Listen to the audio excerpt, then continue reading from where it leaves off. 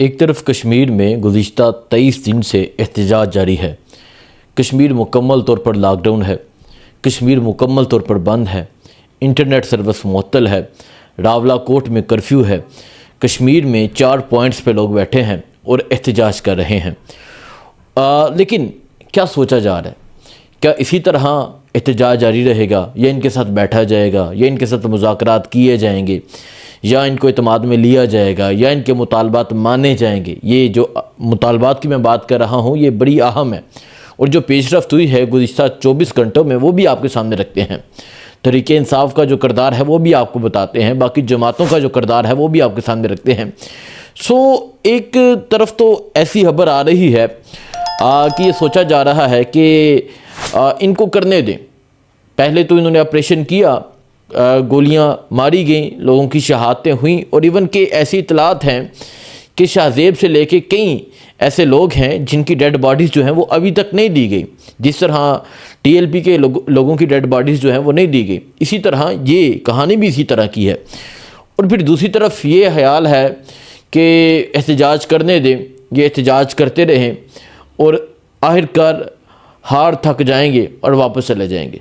लेकिन वहाँ जो है 23 दिन हो गए हैं। देखें, 1 दिन 2 दिन कहना जो है वो पॉसिबल है, लेकिन 23 दिन हो गए हैं। इंटरनेट सर्विस मुअत्तल है पूरा कश्मीर। ये मैं कोई एक शहर रावला कोट की, सदनोती की, बिम्बर की या डडियाल की, मैं कोई एक शहर की बात नहीं कर रहा। पूरा कश्मीर बिम्बर से ले के नीलम तक पूरा कश्मीर मुकम्मल तौर पर लॉकडाउन है, मुकम्मल तौर पर बंद है। और लोग कह रहे हैं कि हमने अपने मुतालबात मनवाने हैं। लोगों की ये ज़िद है और यहाँ बैठे अदारों की, यहाँ बैठी हुकूमत की ये ज़िद है कि हमने भी अपने जो है वो मुतालबात जो है हमने आपके मुतालबात नहीं माने, हमने भी अपनी अपनी ज़िद को कायम रखना है। सो ये सूरत हाल है जी। और इसमें एक अहम जो पेशरफ्त हुई है वो मैं आपके सामने रखता हूँ। इसके अलावा जो इंटरनेशनल जो सूरत हाल है वो भी आपको बताते हैं। वाशिंगटन में पाकिस्तान तहरीक इंसाफ ने एहतजाज किया।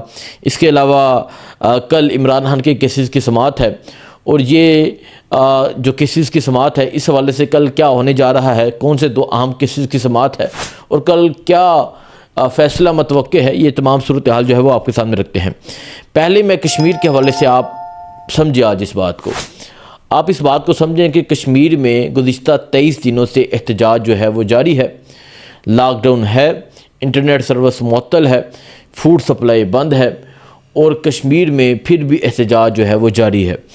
अब एक तरफ तो ये सोचते हैं कि ये थक जाएंगे, वो कहते हैं कि हम जान दे देंगे, हम पीछे नहीं हटेंगे। और फिर अब आखिर हल क्या है?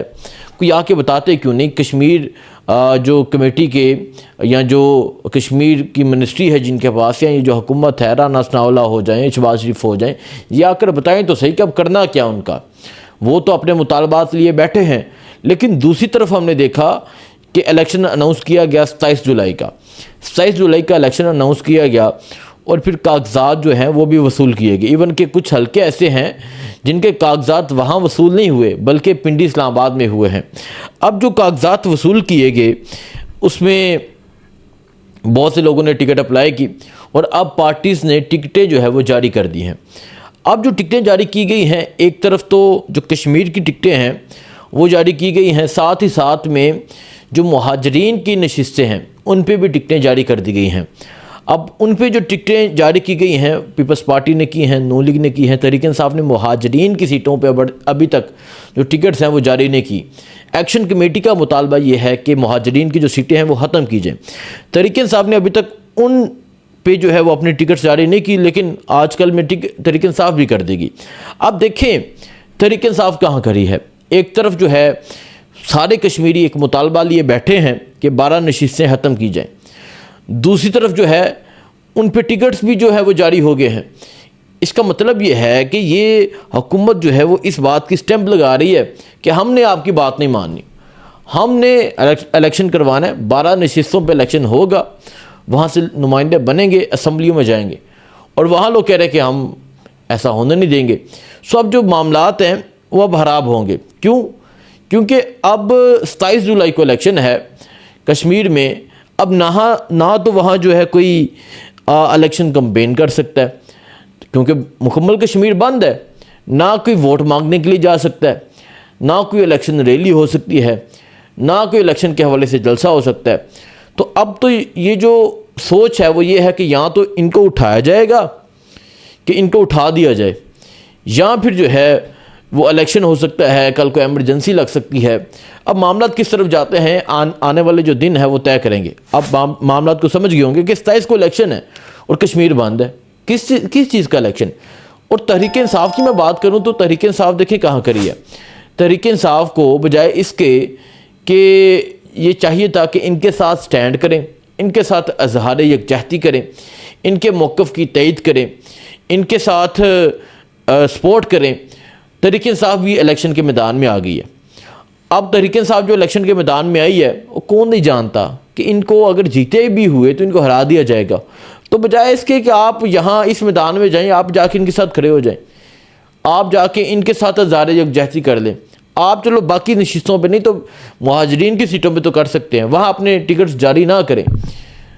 अब मतलब आज मेरी बात नोट कर लें, किसी मुहाजिरीन की सीट पे तहरीक इंसाफ के किसी बंदे को जीतने नहीं देंगे, इन्होंने ज़बरदस्ती हराना है। अब जब ज़बरदस्ती हरा देना आपको तो फिर आप इनके साथ खड़े हो जाए, एक जो रास्ता है उसको इख्तियार करें, बजाय इसके कि कल को आप कहें ओ हो धांधली हो गई तो फिर इनके मौक़िफ़ की तईद हो जाएगी। तो ये सूरत हाल है जी। ये इस हवाले से तहरीक इंसाफ ने जो टिकट जारी कर दी हैं वो लिस्ट आ चुकी है। 32 हल्कों की नशिस्तें जो हैं उन पर टिकट जारी किए गए हैं। अब कौन जीतता है कौन हारता है 27 जुलाई को पता चलेगा।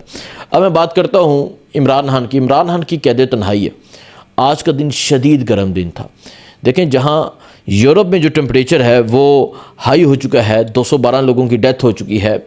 यूके में जो है शदीद गर्मी है, पाकिस्तान में भी इसी तरह शदीद गर्मी है। तो आप इस गर्मी को महसूस तो कर रहे हैं, यूरोप में बैठे हों, चाहे यूके में हो, चाहे पाकिस्तान में हो, चाहे गल्फ़ में हो। एक इंसान जो है वो जेल में भी बैठा है इस गर्मी में, वो जेल की कैद तन्हाई में है, वो अपनी फैमिली से मुलाकात नहीं कर सकता, वो कोई पैगाम नहीं दे सकता और उसे गुज़िश्ता 8 माह से कैद तन्हाई में रखा गया। तो आप महसूस करें गर्मी को, आप इस कैद तन्हाई को खुद कैद करके ना कोई 5 दिन कमरे में बैठ के इसको महसूस करें। तो ये सूरत हाल है जी। गर्मी के हवाले से मैं बताना चाह रहा था कि हर जगह शदीद गर्मी है और यूरोप में भी इस दफ़ा जो गर्मी हुई है, इससे पहले जो इतलात हैं, इससे पहले कभी भी हमने अपनी ज़िंदगी में नहीं सुना कि यूरोप में इस तरह या यूके में इस तरह गर्मी हुई हो। बाकी वाशिंगटन में एहतजाज हुआ पाकिस्तान तहरीक इंसाफ का। जिस तरह पहले एहतजाज होते थे तहरीक इंसाफ के मैसिव लेवल के, उस तरह नहीं हुआ। थोड़े से लोग थे, शहबाज गिल ने बात की, कासम सूरी ने की, वहाँ मेजर रिटायर्ड ज़फ़र गोंदल भी मौजूद हैं, उन्होंने भी बात की। इसके अलावा और तहरीक इंसाफ के जो रहनुमा हैं उन्होंने वहाँ बात की। अब वो जो एहतजाज है वो हुआ, उन्होंने एहतजाज रिकॉर्ड करवाया, लेकिन जिस तरह पहले एहतजाज होते थे उस तरह एहतजाज नहीं होते, ना पाकिस्तान में, ना पंजाब में, ना केपी में, ना कहीं और, ना ही किसी बाहर के मुल्क में। और क्यों? उसकी वजह क्या है? उसकी वजह यह है कि लोग डिसअपॉइंट हो रहे हैं। किससे? इस लीडरशिप के रवैये से, इस लीडरशिप के एक्ट से कि ये इमरान खान के लिए कुछ नहीं कर पा रहे। मैंने एक सवाल किया अपनी फेसबुक पे कि आप क्या समझते हैं इमरान खान की रहाई के लिए सबसे बड़ी रुकावट क्या है? तो जो लोगों के कमेंट्स हैं वो मैं आपको नेक्स्ट व्लॉग में पढ़ के बताऊंगा कि लोग क्या कहते हैं, लोग क्या समझते हैं। आप भी यहाँ अपने कमेंट दें, वो भी मैं रीड करूँगा कि आप क्या समझते हैं इमरान खान की रहाई की सबसे बड़ी रुकावट क्या है? क्यों 3 साल में अभी तक इमरान खान की जो रहाई है वो मुमकिन नहीं हुई? तो ये सूरत हाल है जी। बाकी अलकादर केस की समाअत है। अब अलकादर केस की बात करूँ तो इसमें इमरान खान को ये 190 मिलियन पाउंड का केस कहते हैं, लेकिन मैं अलकादर केस कहता हूँ। इसमें इमरान खान को 14 साल कैद की सज़ा है। और ऐसा भी हम सुन रहे हैं कि हाई कोर्ट जो है वो इस सज़ा को बरकरार रखेगी। फिर ये है आईनी अदालत में ये केस चला जाएगा। तो इस तरह ये इमरान खान को लंबा जेल में रखने का इरादा रखते हैं। जब तक तहरीक इंसाफ कोई एफर्ट नहीं करेगी, कोई मुज़ाहमत नहीं करेगी, तो यही होगा। मुलाकात भी बंद हो जाएगी, इमरान खान जेल में भी रहेंगे और फिर इन्हीं को दबोचा जाएगा, इन्हीं को पकड़ा जाएगा, इन्हीं को घसीटा जाएगा। सो ये सूरत हाल है जी। कल एक अल-कादर केस की समाअत है। दूसरा अली महान ने एक पिटीशन दायर की इमरान खान की कैद तन्हाई, बुशरा बीबी की कैद तन्हाई के हवाले से कि इन्हें कैद तन्हाई में रखा गया है, तो जो ये कैद तन्हाई है ये ख़त्म होनी चाहिए, फैमिली की मुलाकात होनी चाहिए, वकला की मुलाकात होनी चाहिए, सियासी मुलाकातें होनी चाहिए। अब हाई कोर्ट में कल इन दोनों केसेस की समाअत है। आप मेरी आज ही बात नोट कर दें। पहली समाअत है इमरान खान की कैद तन्हाई के केस के हवाले से। इसमें क्या होगा, ये दरखास्त जो सुनी जाएगी फिर मुअत्तल हो जाएगी। दूसरा केस लगेगा अल-कादिर का, वो भी मुअत्तल हो जाएगी, कोई तारीख दे दी जाएगी। तारीख पे तारीख, तारीख पे तारीख, ये इंडियन डायलॉग है जो हमने सुना था, ये पाकिस्तान में इम्प्लीमेंट किया जा रहा है और यही होता आएगा। अब अल-कादिर को सुनते हुए 1 साल हो गया। क्या हुआ उस केस का? मतलब ये सुन ही नहीं रहे, कोई फ़ैसला नहीं कर पा रहे, कोई फ़ैसला कर ही नहीं रहे, इन्होंने लटकाया हुआ है। तो अब जब तक मुज़ाहमत नहीं होगी यही होगा। बाकी जो है कल क्या होता है अदालत में वो आपको दिखाएंगे, वो सूरत हाल आपके सामने रखेंगे। बाकी जो टिकट्स का मामला है वो मैंने आपको बता दिया। तहरीक इंसाफ ने, पीपल्स पार्टी ने, नून लीग ने जो अपने टिकट हैं वो जारी कर दिए हैं।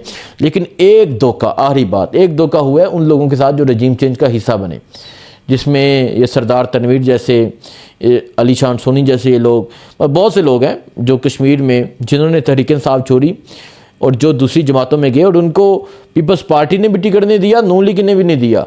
अब वो इस्तेकाम की तरफ सोच रहे हैं कि भाई हम इधर चले जाएं। वो कोई कहता ना, कोई मतलब बच्चा खुच्चा जरा होंगे ना, वो इस्तेकाम चला जाता, जिन्होंने कोई नहीं पूछता उन्होंने इस्तेकाम आती तुसी आ जाओ, ना वो किसी काम दे ना किसी काम दे। सो अंदाज़ा लगा लें कि जो इमरान खान को छोड़ते उसके साथ, मतलब अब इन पे सोच लें जिन्होंने चरवाया इन्होंने आपके साथ क्या किया और जो छोड़ते उनके साथ क्या होता है वो भी आप देख लें। सो बाकी जो होगा आपको अपडेट करते रहेंगे। दुआ में याद रखें। अल्लाह हाफिज़।